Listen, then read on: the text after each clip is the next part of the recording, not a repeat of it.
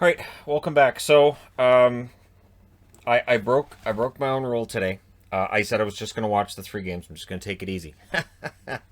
No, I watched parts of every single game, including the Washington Islanders game.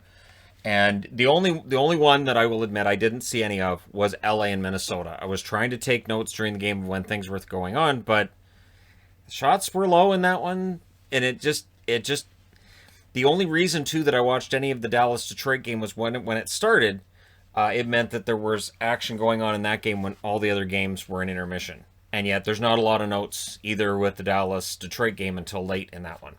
So I did watch these three predominantly, but yeah, and of course with Vegas there was some huge news that came out in the midst of all this, so we'll talk about it when I get to that game. All right, clear as mud. Clear as mud. Pittsburgh and Boston had a great game. This was fantastic, and yet it proved once again the worst thing that you can do as a team. The absolute worst plan against Pittsburgh is to take a lead into the third period, and it almost bit Boston as it has bit other teams this year.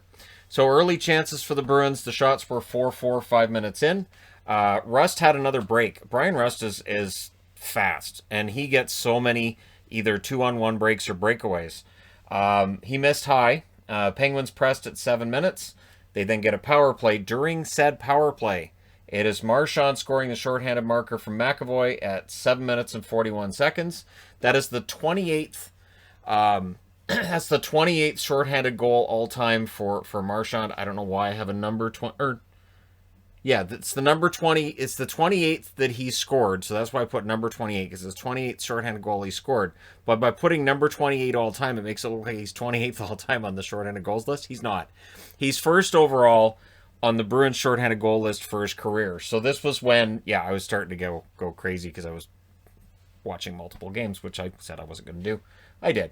Rask denied Malkin. Lauzon shot was stopped with 3 minutes left, and the Penguins get a late power play. So we go to the second period with Boston up 1-0. The Penguins get an early power play in that period. The Bruins then get one, and then for 1 minute and 24 seconds, it was 5-on-3. Now that 5-on-3 made me nervous. Why?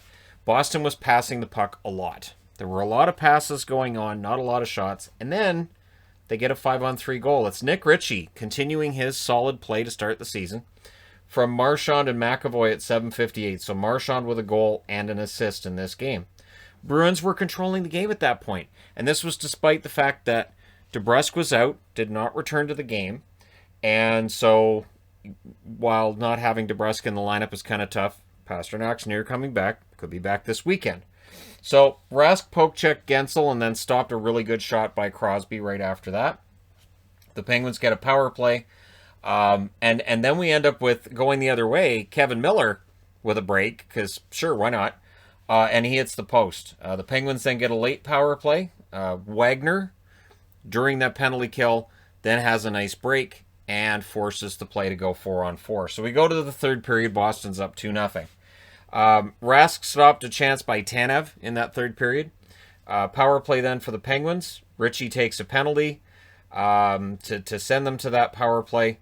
And then there was a shorthanded chance for Bergeron, a couple of them. And Bergeron, I thought, had a good game. Doesn't get on the board, but he did have a good game. And then it happens. This is the problem. So this is where I'm going to other games, because other games are going into overtime. Like, well, those ones are closer. I'll pay more attention there. So Zucker scores from McCann and Kapanen at 9:47. Makes it 2-1. And then Kapanen scores from Malkin and Zucker at 16:44. So Zucker with a goal and an assist. And it's 2-2, and we're going to overtime. In overtime, the Penguins had the puck control early. Malkin had a breakaway and hit the crossbar. I was all ready to get the Penguins logo, throw that on the board. And then the Penguins had a 3-0. And I had flashbacks to St. Louis last year against Vancouver when I felt so bad for Markstrom, because who's going to defend that? And they blew it. They blew it. And then Marino with a turnover at center ice. Crosby drops the puck to Marino. Marino turns it over. Krejci takes it, throws it to Craig Smith, and he scores with 11 seconds left in overtime. So at 4:49, they avoid the shootout. And Boston does it again. They win in extra time. They go to 4-1-1. They drop Pittsburgh to 4-2-1. So the battle for the top spot in this division is rightly joined, and these teams will meet again on Thursday. So the 3 stars in this one, Craig Smith, Brad Marchand, and Tuukka Rask. And this is why I don't like reporting 3 stars. Tonight, looking through these games and looking at 3 stars, I'm like, yep, because it'll be one broadcast crew or the other. And seeing 3 Bruins when Pittsburgh comes back and ties it, I'm like, you have to put Zucker would be the one I'd put in there. Maybe even Crosby, even though he doesn't get on the board because he had a really good game. But them's the breaks. Shots were 11-6 Boston in the first, 17-15 Pittsburgh in the second, 6 apiece in the third, 4-1 Boston in the overtime. Final shots 36-30. Pittsburgh just hitting posts and missing it, and they had the chances, just doesn't show there. Power plays, Pittsburgh 0-for-6. So last year Pittsburgh had a power play that wasn't very good, and it wasn't very good in this one either. Boston 1-for-3, and they've got the manpower to be so much better. Tristan Jarry saves 33 out of 36, played very well again. And Tuukka Rask saves 28 out of 30. Good game. Moving on. Edmonton and Winnipeg. This game, I jinxed this game. Let's get to the note where I jinxed this game. Because I was like, hey, so, yeah, all right.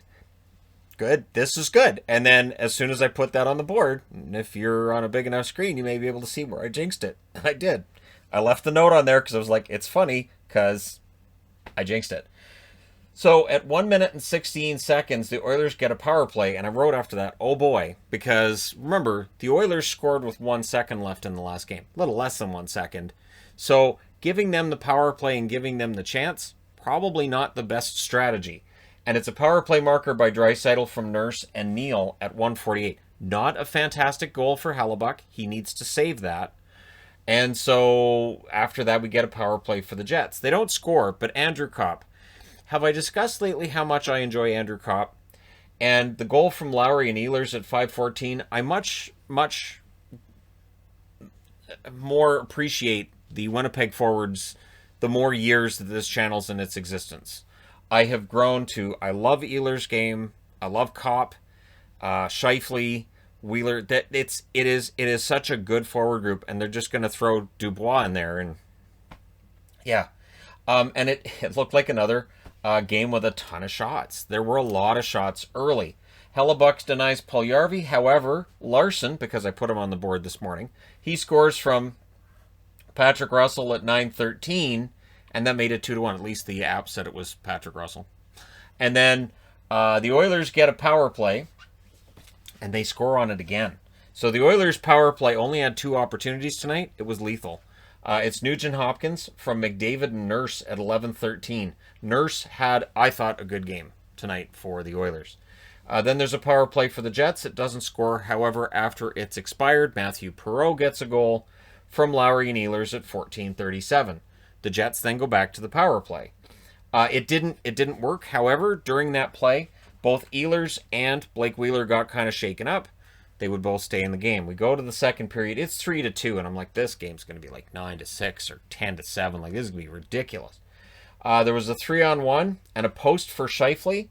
Hellebuck denied Cassian while I'm trying not to take too many notes because I'm like, this game's going to have so many goals in it. The shots were 5-4 for the Oilers at the half.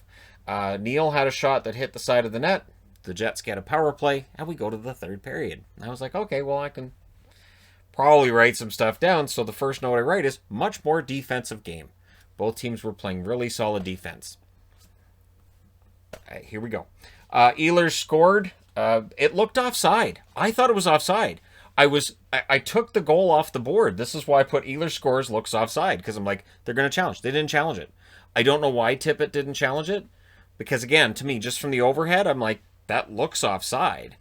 So, yeah, there was no challenge. Ehlers' goal counts from Stastny and Kopp at 3:19, and that is a 5-game goal streak, as Ehlers and Rantanen own this month of hockey. Koskinen then stopped a Lowry chance. However, at 5:26, it's Stastny from Kopp and Ehlers. Again, I think Stastny knows. Dubois is coming in. Dubois is going to take his job. He wants to make it as difficult as possible for Winnipeg to justify bumping him off that second line.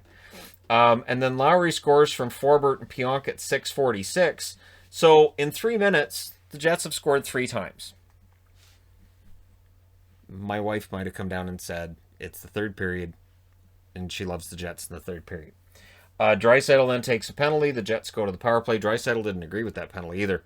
Cassian had a chance that went wide. The goalie gets pulled with 2 minutes and 15 seconds left. McDavid would score while the goalie was pulled from Nurse and Nugent-Hopkins at 18 minutes and 10 seconds. So Nurse, an assist here. Nurse with an assist here and an assist here. 3 points for Darnell Nurse. Not too shabby. However, they pull the goalie again, and Winnipeg is good at hitting the empty net. And it's caught from center ice from Scheifele and Appleton at 19:08. So the Jets win this one 6-4 because when it was 3-2, I put much more defensive game on the board. I apologize. I apologize to both goalies. The 3 stars in this one, Ehlers, Kopp, and Lowry. Your shots, 11-7 Winnipeg in the first, 9-8 Winnipeg in the second, 13-11 Winnipeg in the third. Final shots, 33-26.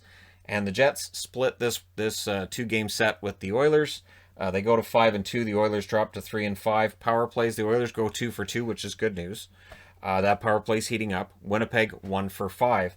Koskinen saved 27 out of 32, and Hellebuck saved 22 out of 26. And that's the other good part, is that I didn't think Hellebuck had a great game, especially in that first period, but they win it. So when you can win games when your goalie's not at his best, that's a good sign. All right, next up. This was insane. This St. Louis-Vegas game was insane. And to start it off, they had the Henderson Silver Knights assistant coaching staff there. They had Kelly McCrimmon behind the bench because the entirety of the Vegas coaching staff is all in isolation due to COVID protocols. So, yeah, this was bonkers. Early chances for the Blues, however, Tuck scores the other way from Colasar and Pietrangelo at 3:17. But before you can announce that, Perron scores to tie it at 4:08.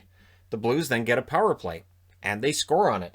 It's Perron with his second in 4 minutes from Krug and Schwartz at 8:11. Torrey Krug is very good on the power play. Blues fans are starting to see that. I understand that the power play has been cold. It at least got on the board tonight. I think it'll heat up. We'll see.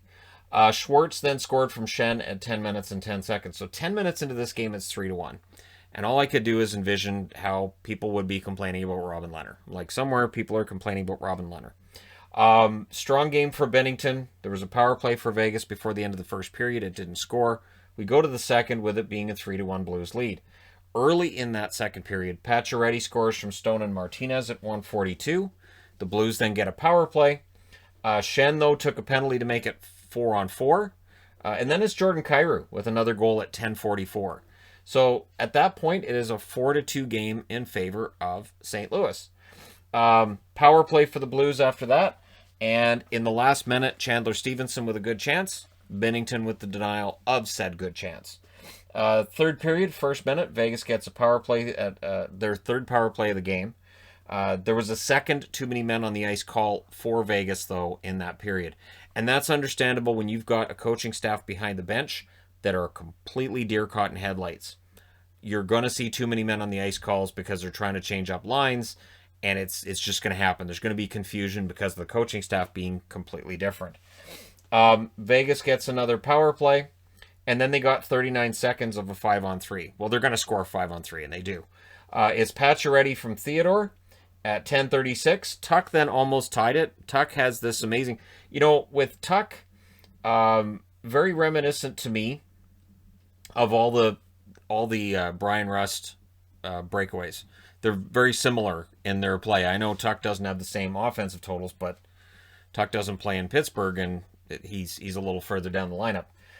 The Blues were really hanging on. This was a momentum shift, and eventually it bites them.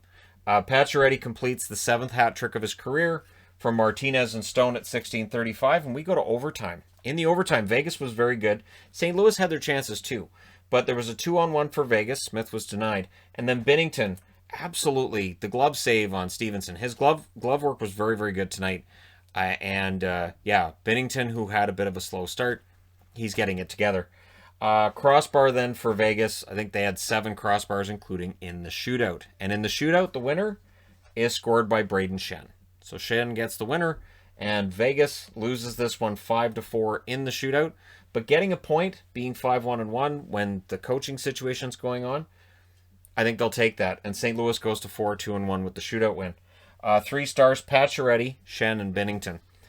Shots were 17-8 Vegas in the first, 11-9 Vegas in the second, 13-4 Vegas in the third, and in the overtime, 5-4 in favor of the Golden Knights. Final shots, 46-25 for Vegas. Power play, St. Louis 1 for 5, Vegas 1 for 6. Binnington, 42 saves on 46 shots. Leonard, 21 saves on 25 shots. And there you go. Great game. Very, very surprising game. All right, next up. San Jose and Colorado. Now, there's a lot of goals on this one. A lot. But I really didn't have to watch a lot of this game. So as other games are ending, I'm like, well, I could check in on the Colorado-San Jose game. No. So the shots were 2-2 at 4.5 minutes. And then the Sharks led in the shots 7-3 at 8 minutes. So that's when I start going over like, hey, Sharks are having a good road game here. And then Donato scores from LeBanc and Couture at 10:39. So, okay, they're up 1-0. They're out shooting them. That's where the happiness ends if you're a Sharks fan. First is Donskoy from Johnson and Nichushkin at 16:15. It was a nice tip by Donskoy in front. Saad then scores from Makar and Burakovsky less than a minute later at 17:01. And I was like, okay, this could get ugly. So then there's a power play for the Avs, and it does get ugly. It's a power play marker for Rantanen, who continues his goal streak from McKinnon and Makar at 19:21. So it's 3-1 after 1. Second period. The Sharks get a power play, and then that means Nichushkin gets a turnover, and he scores his first of the season shorthanded at 1:32. And it was a Leonard turnover. Leonard tried to defend Nichushkin out. Couldn't. Nichushkin gets the goal, so it's 4-1. Then Belmar scores from Gerard and Jost at 5:48. It's 5-1. And this is looking a lot like St. Louis against Colorado week and a half back there. Gregor would score, however, from Gambrell and Carlson at 7:44. I'm looking to make sure it wasn't 17. 7:44. So that doesn't make it close, but it gets San Jose a goal. However, Taves got that back from Landeskog at 13:30, and then Saad with his second of the game from Burakovsky and Kadri at 15:01. Colorado is just absolutely decimating San Jose. They did let up in the third period in terms of scoring. They got a ton of shots. They didn't score more. Shots were 9-1 for the Avs at 6 minutes. But again, they didn't score more. At this point, Dubnyk's in net, though, too. Power play for the Avs. The Sharks get a power play. And Couture would score after that was over from Donato and LeBanc at 12:43.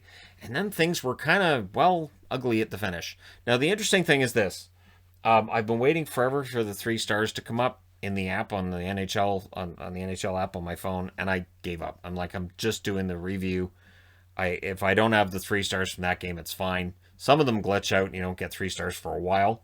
But because it showed me that San Jose was picking the 3 stars, like the San Jose announcers, maybe they just went drinking. So the shots were 16-9 Colorado in the first, 13-6 Colorado in the second, 15-13 San Jose in the third. Final shots 42-30 for Colorado, but there's some bad blood here. Can't wait till these teams meet each other again because, there's some bad blood here. Power play, San Jose 0 for 5, Colorado 1 for 5. Jones saved 14 out of 19 before he was relieved, and Dubnyk saves 21 out of 23. Dubnyk needs to be the starter. Grubauer saved 27 out of 30 for Colorado. So there you go. That being said, I need to change boards for the first of 3 times tonight. So this is what I'm talking about here. So you can tell that I didn't take notes through it, but you can see I definitely was flipping channels. And I kept going back to this one in the third because this was interesting. Buffalo and the Rangers. Buffalo now has an even record. They're 3-3-1. And the Sabres are keeping things interesting. So while people still want to complain about Ralph Kruger and how things are going and certain players aren't being utilized right, they're back to 500. And the Rangers are in trouble. 1-4-1. They now have to come up with a really good record over the next couple of weeks. They got to be 8-10 games above 500 the rest of the way. You've got to think to make the playoffs. It's going to get difficult because there's 56 games. They got 50 left. So Georgiev versus Ullmark, and I thought that was interesting off the bat because again, Ullmark being played a lot, Hutton out and all that, right? Shots were 2-0 Rangers at 1.5 minutes. The Sabres pressed at 3.5 minutes. However, it's Kreider that gets the Rangers on the board first from Buchnevich at 6:28. The Sabres did push for an answer, and they end up getting a power play. And on the power play, it's Cousins scoring from Stahl and Ristolainen at 12:50. I believe that's the first power play goal of Dylan Cousins' career. 1-1 there. And then with 7 seconds left, Keandre Miller gets his first goal in his career from Blackwell and Lemieux at 1953, and had to double check with his teammates to make sure that that was his goal. They're like, yep, it's yours. So it's 2-1 Rangers after one, and they had a pretty good road period. Second period, power play for the Rangers. It doesn't score, and then it's Toby Reeder. He scores his first goal. Is it his first of the year or his second? Actually, I'm not sure. From Irwin at 6:03. I know it was Irwin's first point as a Sabre. So that tied it up. Nice breakaway goal. When Toby Reeder scores a goal, it's usually highlight reel. Sabres then get a power play and they score on it. It's Eichel. I know it's Eichel's first of the year because people have been talking about it so much. And I told you, not a big deal. And it's not. So he's got a goal tonight. Olofsson and Dahlin with the assists at 7:31. So nice to see Dahlin get on the board. Olofsson's had a good start, and they're up 3-2 in Buffalo. Sabres went back to the power play, and they got another one after that. So Rangers a little bit sloppy and taking penalties, and Buffalo with a good power play. So we go to the third period. The Rangers would get a power play, and they were really controlling the play. They were ahead 10-2 in shots halfway through the period, but Ullmark was solid. They pulled the goalie with 2 minutes left. Then Taylor Hall took a penalty. He didn't agree with that penalty. You know, it's interesting. Players never agree when they get called for a penalty. It's so weird. They always argue. It was a 6-on-4 for the Rangers, but they're unable to get that tying goal. Ristolainen, Cousins, and Reeder are your 3 stars as Buffalo wins 3-2. Shots were 8-7 Buffalo in the first, 14-8 Buffalo in the second, and then the Rangers outshot them 15-2 in the third period. So no shots in the second half of that period for the Buffalo Sabres. So they hold on. They get outshot 30-24 overall. The Rangers 0 for 3 on the power play. Buffalo 2 for 4. Georgiev, 21 saves on 24 shots. Their goaltenders continue to put up middling save percentages. And Ullmark, 28 saves on 30 shots. Continues to show why I got his jersey from Shop 1 Buffalo when I had a chance to get one on discount of when they switched over to the new design. So that looks like a smart decision. And for Buffalo, not a bad game at all. Next up, Philadelphia and the Devils. And this feels like it's one of those games that, yeah, it's going to happen. Philadelphia needed a bounce back. They got it. New Jersey, pretty good start for them, but this one kind of brings them to earth a little bit. We'll see how the rematch goes. It was Elliott versus Wedgwood, as Blackwood, of course, is still in COVID protocols. Early Devils power play. The shots were actually 4-1 for the Devils 4 minutes into this. Both teams were defending well. The Flyers got a power play. And then Sharon Govich. And what's interesting is, I know it's Sharon Govich. Every time I put on the board, I go, and Sharangovich. No, it's Sharon Govich. I know this. And then I'm like, oh, I got it wrong. And people are going to, they're all going to make fun of me. And I said Sharangovich. But yeah, Sharon Govich, short-handed chance. And then Van Riemsdyk scores from Provorov and Voracek at 15:03. There was a last-minute chance for the Flyers as well. They're up 1-0 after one. Second period, first minute, power play. And the power play marker for Philly is Van Riemsdyk from Provorov and Giroux at 59 seconds. And that's a gut punch. It's the first minute of the period. It's a power play goal, and it's in your rink. Shots were 6-0 Flyers at 5 minutes. They got a power play, and then they got another one as Subban took a penalty. So the Flyers had a lot of power play opportunities. New Jersey didn't. McLeod would score, however, from Wood and Bastion at 11:59. And then to tie it up, it's Zajac with a nice goal from Janssen and Kuokkanen at 16:43. And then Elliott denied Zacha as New Jersey almost made it 3-2 before the end of the second period. So we go to the third, and things look pretty good. In fact, Palmieri had an early chance that was denied, and then Severson hits the post. So you get the feeling that all they need is one more to go in, and New Jersey's in good shape to bring this home. However, Nolan Patrick scores from Giroux at 7:03, and then Farabee, because I mentioned this morning he hadn't scored a point since his first game. He took that personally. He gets a goal from Lawton. That's at 12:36. Then they get a power play. And so the Flyers, it's all just skiing downhill for them. There's an empty net goal then for Provorov at 18:24. The Devils would score.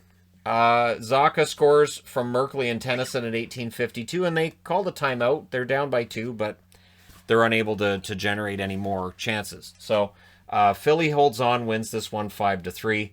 They go to 4-2-1, whereas New Jersey is 3-2-1, and it's a tough loss. But again, for New Jersey, they're doing well this year. They've done well. 3 stars: Van Riemsdyk, Provorov, and Giroux. The shots were 9 apiece in the first period, 13-9 Philadelphia in the second, 9-8 Philadelphia in the third. Final shots 31-26 for the Flyers, who were 2 for 5 on the power play, and New Jersey only had 1 power play and did not score on it. Elliott, 23 saves on 26 shots. Wedgwood, 26 saves on 30 shots.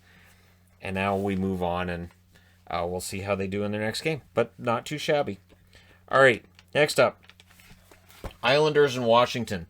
These teams don't like each other. And we know they don't like each other from the playoffs. And so the fact they have to play each other 8 times, we'll see who lives by the end of this series, right? So the Caps were in their new thirds, and I have to say, they look good. Those new thirds look so much sharper than those Caps jerseys, and they're just, they're a very sharp-looking jersey. I'm, obviously getting one because, of course. But I think they're nice. I do. Shots, 1-0 for the Islanders at 3 minutes. The Capitals pressure.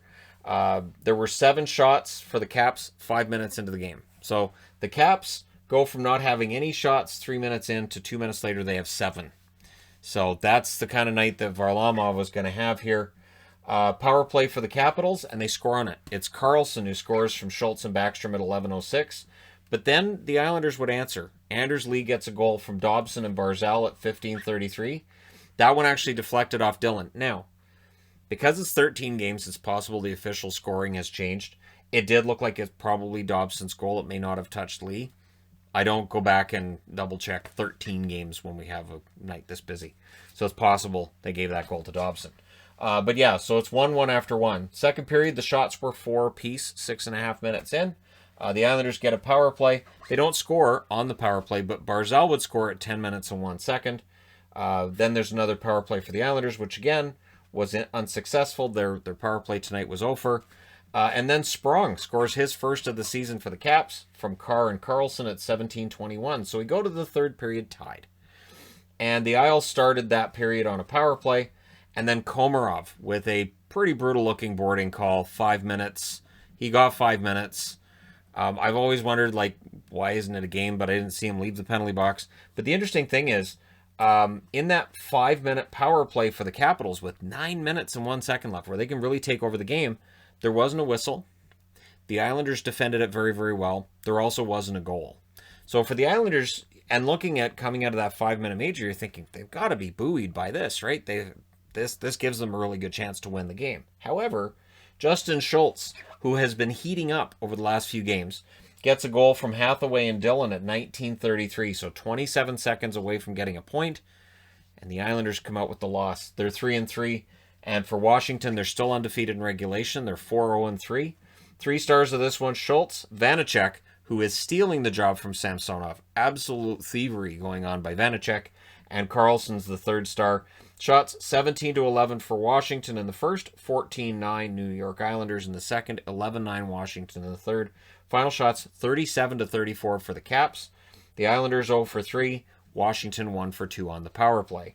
Varlamov saves 34 out of 37, Vanacek saves 32 out of 34. Both goalies did pretty well tonight. So, really good game, and can't wait for the rematch. Gonna be a lot of rematches this year. Speaking of, Florida and Columbus. Florida, of course, I debated about whether or not to wear their jersey because they won tonight, and I've felt bad for them. Their schedule's been so bungled up by, it's an outbreak. Of course it is, because we have to play them next. And this game early, on the first shot, Stenlund from Koivu and Kukan at 2 minutes and 11 seconds. And immediately, you're looking at this game and going, okay, so Bobrovsky's in net, and he allows a goal on the first shot. Okay, let's see how this goes. Texier had a hard pass, then was just blocked. There was some good back and forth play, but still only one Columbus shot. Korpisalo denied Duclair. Korpisalo had a very good game. Domi with a net feed, near miss. And then Columbus was stuck at one shot with 9 minutes into the period. And then the second shot is at 9:17, and it goes in. Texier with the goal from Bjorkstrand and Jenner.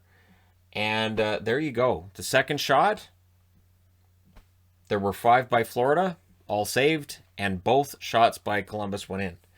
Power play then for the Panthers, and they get the needed goal. Verhaeghe, who's been fantastic for Florida so far, he scores from Duclair and Wenberg at 13 minutes and 11 seconds. Columbus then gets a power play, and they had a 4-minute power play late. They don't score on that, so we go to the second period with Florida down. Florida's not down for long. It's Barkov scoring from Verhaeghe and Duclair at 3:53. I mentioned Verhaeghe's been great, right? Columbus would get a power play. They wouldn't score on that. So we go to the third period with score tied. Early Panthers power play. During that power play, on the 11th shot by Columbus, because I was tracking this part, Atkinson with the shorthanded marker from Foligno and Savard at 1 minute and 20 seconds. Duclair then tried for a cross-crease pass that was stopped. Power play for Columbus. It's unsuccessful. Florida would pull the goalie. And you're thinking, all right, so probably going to be it. Columbus is going to win it. But no. Hornquist scores with 3 seconds left, proving once again Hornquist is exactly the guy you want late in the game if you're down. From Ekblad and Uyghur at 1957. So we go to overtime. In overtime, Columbus gets a power play.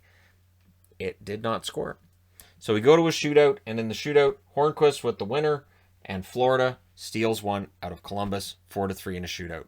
They go to 3-0. Columbus drops to 2-2-3. Last year, Columbus, they had a lot of points in overtimes and shootout losses. Here we are again. So yeah, 3 stars. Hornquist, obviously. Barkov and Atkinson. The shots were 10-3 Florida in the first, 6-6 in the second, 10-8 Florida in the third, and then in the overtime, both teams had 5 shots. Final shots 31-22 for Florida. Florida's power play 0-3. Columbus 0-6. They're going to look to turn that around with Laine. And Roslovic, I would think as well, would get time on that power play. But Bobrovsky ends up with 19 saves on 22 shots, which isn't bad considering the first 2 went in. And Korpisalo saves 28 out of 31 at the other end of the ice. So that being said, I need to change boards. So this is where you can see where these games were not being watched as much. These ones, as the game went along, there was more. And this game, we're going to get to this game. But first, we're going to talk about Chicago and Nashville. And these teams play again tomorrow. And this was getting kind of touch and go at the end of this too. So I'm anxious to see how tomorrow night's game is going to go, since there's only 2 games on. So that'll be fun. I'll be able to devote a lot more attention to this game as well as to the other game that's on tomorrow night as well.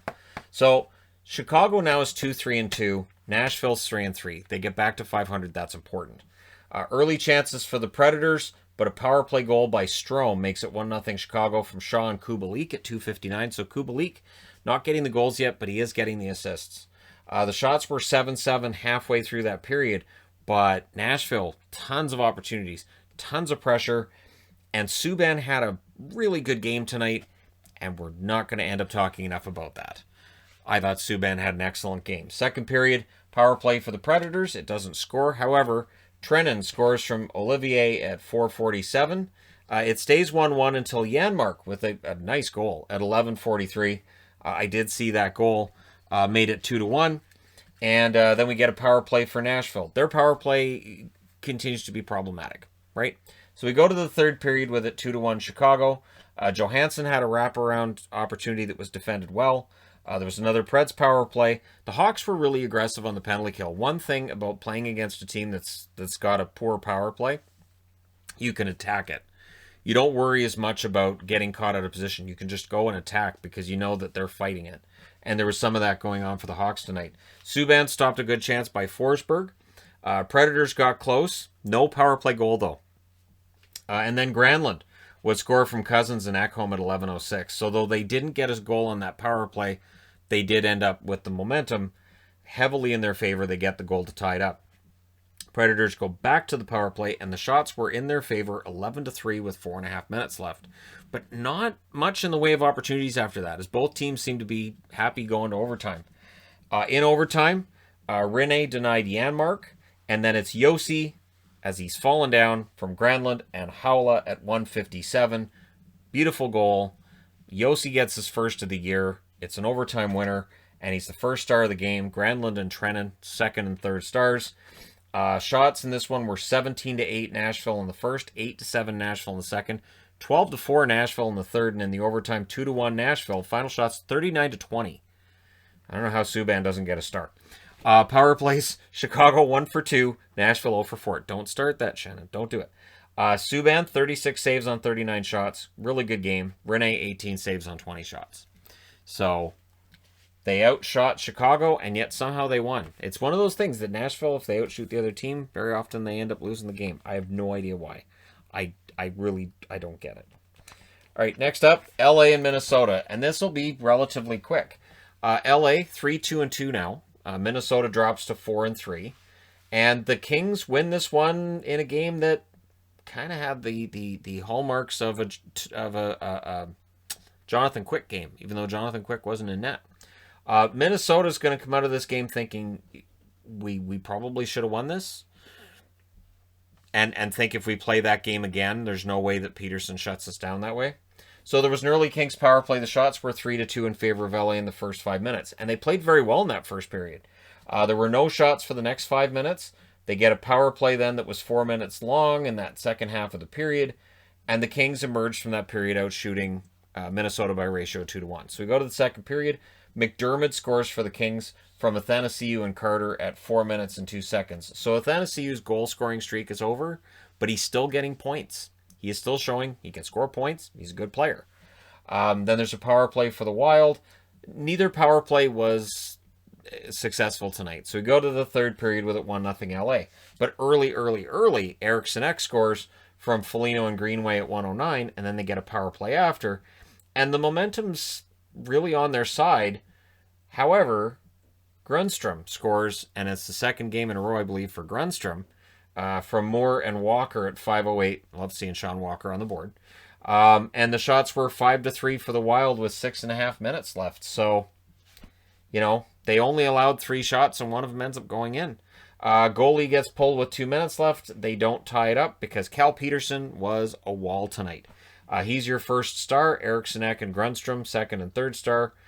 Shots were 12-6 LA in the first. Minnesota outshot them 13-4 in the second and 14-5 in the third. Final shots 33-21 in favor of Minnesota, and they lost. Like I said, you play this game with the exact same chances and shots, they win the next one. Power plays, both teams go 0 for 3. Peterson saves 32 out of 33. Kakkonen saves 19 out of 21. So Kakkonen's getting a ton of experience, and Peterson emerges with a win. Awesome. It's nice to see LA rotating their 2 goaltenders. And having 2 goaltenders to rotate that they have some faith in is important too. Nothing against Campbell, but it always felt like it was quick. He was going to play 60%, 80% of the games, somewhere in between there. And it feels like with Peterson, we're going to get a pretty even split, although that may just very well be the scheduling, right?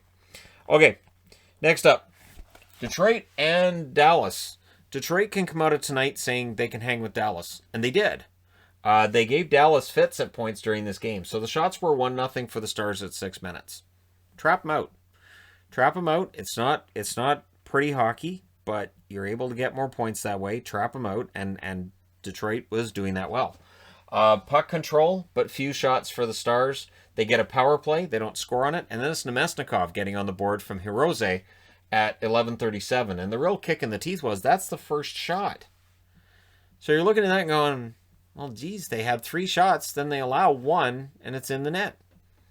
So Hudobin, off to a slow start. He'd make up for it. The Wings gained momentum from that goal. They get a late power play. They don't score on it, so we go to the second period with it 1-0 Detroit. Power play for the Stars, and the power play was successful once. Only once tonight. They didn't get 4 for 4 or anything. What happened? Klingberg with the goal at 5:27 to tie it up. Hudobin with some nice saves halfway through that period. Stars had a break that drew another power play, and they got another power play before the end of the period, but Detroit defended them well. They did. Detroit's penalty kill was solid tonight, outside of that 1 goal by Klingberg. Third period, the shots were 2-2, 8.5 minutes in, and I got this feeling like, okay, are they both playing for the overtime? Or is Detroit just playing this really solid defensive game, looking, going, okay, we're on the road. If we can get a point out of Dallas, we're happy. We'd love to get to. We can get it to overtime. We can go for that second point. Low chance game, which I thought worked for the Wings. Physical play was picking up as it went along. Not as physical in the first as it was in the second and the third. Fans were in attendance, and they really wanted something to cheer for. Like this was a crowd that really every time the Stars did anything, they really wanted to cheer for Dallas. Hudobin stopped a chance for Stetcher. The Wings pressed with 7 minutes left. And then they got a power play with 4 minutes and 9 seconds left. And it was a good power play. But Hudobin kept it out. Hudobin was not allowing another goal tonight. And then the tired Wings iced it with a minute and 7 seconds left, which felt important enough to put on the board. Like, hey, they're tired, they've been hemmed in, and now they iced it, and here's the chance. But Dallas, it goes to overtime. Early puck control for the Wings. Until it wasn't. Klingberg, beautiful play at center ice. It goes to Dickinson, and Dickinson at 1:32 gets the goal, and Dallas wins the game in overtime 2-1. Again, if you believe in moral victories, I think Detroit gets one tonight. They got it to overtime. They're now 2-4-1. Dallas, of course, is 3-0, but they know they can play with Dallas. They know they're going to see him 7 more times, and I think they learned some things tonight. So the shots in this one were 6 apiece in the first, 11-6 Dallas in the second, 9-4 Detroit in the third, and then there was the one shot in the overtime, and that went in. That was Dallas's. Final shots 22-21 for Dallas. Dallas was 1 for 4 on the power play. Detroit 0 for 3. Greiss saves 20 out of 22. Hudobin saves 20 out of 21. So that first one went in, and then he said, I hope you enjoyed that, because nothing else is going in the net. It's not happening. All right, next up, Toronto and Calgary. This game was insane. I've got to say, this game was absolutely crazy, because Calgary showed up for 2 periods, and that shouldn't be allowed. So Simmons scores from Hall and VC at 3:44, and you would think that'd wake Calgary up. The shots were 4-0 for the Leafs 5 minutes in. The Flames, no shots halfway through the period. The Leafs get a power play, and they score on it. It's Austin Matthews from Marner and Riley at 14:16. And I put on the board here, still no Flame shots. I actually switched the games to go over that one. I left it overtime to go over there. Say, seriously don't have a shot? No, it was 7-0 for Toronto at that point. I'm like, how do they not have a shot? The Leafs get another power play before the period's over. Calgary did get a shot. 1. Second period, Gaudreau scores from Monahan and Hanifin at 1:08. It's amazing what happens when you show up. So Calgary late to the party, but better late than never. However, Toronto answers. It's Boyd with his first as a Leaf from Engvall and Muzzin at 2:09. So it was tied for a minute. Toronto takes the lead back. The Flames started pressuring down 2. Or no, it wasn't tied. Gaudreau, that made it 2-1. 3-1 Toronto after that goal. Sorry, it was a 1-goal lead for 1 minute. And then it became a 2-goal lead again for Toronto. So the Flames started pressuring. Anderson stopped a Lindholm shot. Flames getting all the shots in the second half. It was like they looked at the shot clock and went, did we really get one in this first period? Crap. I thought... Oh, you want me to take the shots? Okay, well, let's just all take shots. Lucic would score from Valimaki and Backlund at 14:21. And then the Flames got a power play, and you could feel it. You could feel the momentum had completely shifted at this point in favor of Calgary. So we go to the third period. Backlund had a chance that was stopped. Giordano's stick snapped on a play that it felt like that was important at the time. Like, if his stick doesn't snap and he gets a good shot on net, they probably score on a rebound or something along those lines. Flames nearly tied it. They then get a power play, and they do. It's Johnny Gaudreau from Monahan and Giordano at 9 minutes and 3 seconds. But then the Leafs take this by the horns, right? So the Leafs were pressing with 8 minutes left, and the Flames can't clear. And when that happens, at 12 minutes and 14 seconds, Marner with a fantastic shot from Matthews and Riley, and so the Leafs are up. There was then a delay of game call against the Leafs, and so the Flames go to the power play. With a minute and 40 seconds left, they pulled the goalie to go to 6-on-4. But while things get scrummy at the finish, and there was Tkachuk right in the middle of that finish, and Tkachuk, this is the thing, Tkachuk loves to do this. He loves to be the distraction. He loves for everybody to go after him because it means you may not be paying attention to the game. So Toronto holds on and wins this one. These teams are going to meet again a bunch of times, and I'm down for it. If Calgary had showed up in the first period, this game would have had a different finish. But Toronto had that 2-0 lead in the first, and they ended up winning it by a goal. 3 stars, Gaudreau, Marner, and Lindholm. Over here, the 3 stars were Dickinson, Klingberg, and Nemesnikov. Forgot to mention that. Shots were 10-1 for Toronto in that first period, because Calgary wasn't there. 18-5 Calgary as they woke up in the second. Somebody gave them coffee in between the first and second period. They got Snickers. That's what they did. Somebody gave them a Snickers.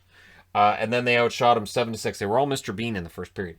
And then in the third period, 7-6 were the shots in favor of Calgary in the third period. So final shots 26-21 in favor of the Flames. Toronto 1 for 2 on the power play. Calgary 1 for 4. Anderson saves 23 out of 26. And Markstrom saved 17 out of 21. And that does happen with Markstrom. By the end of the season, Markstrom's save percentage is usually lower than you expect, because there are games where his save percentage is a little bit lower. Not that I can name which goal he should have had necessarily, but hey, I need to change boards one last time. And the last game of the night, Anaheim and Arizona. And yes, I didn't really pay a lot of attention to this until we were in the last minutes of the second period, because that's when all the Eastern games were done and I had the time and the ability to watch this game. So first period shots were 4-2 for the Ducks 4 minutes in. The Coyotes controlled the next 6, had all the shots.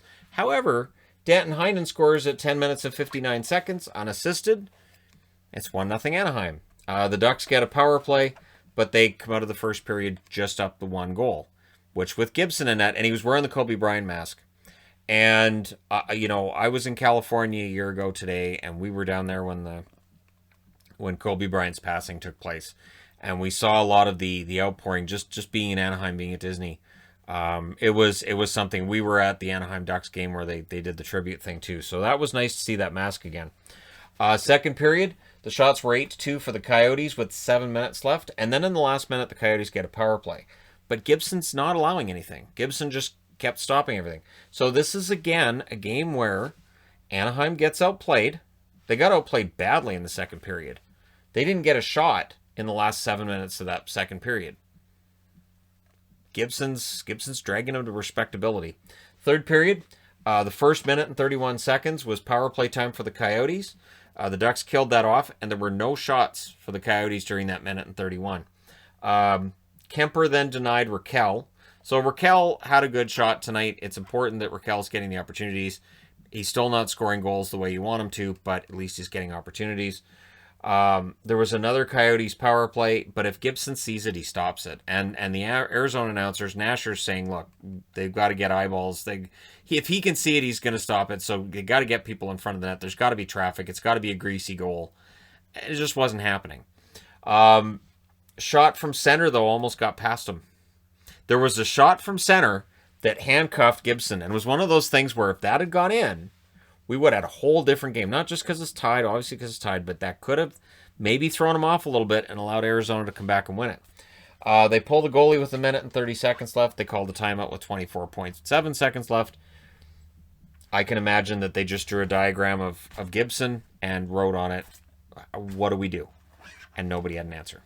Because your final score is 1-0 for the Ducks. That was the 21st career shutout for Gibson, who is the first star. Kemper's the second star, and Heinen is the third star. Because the easiest game to pick 3 stars in is a 1-0 shutout. The 2 goalies are stars 1 and 2, and the guy that scores the goal is star number 3, and you're done for the night.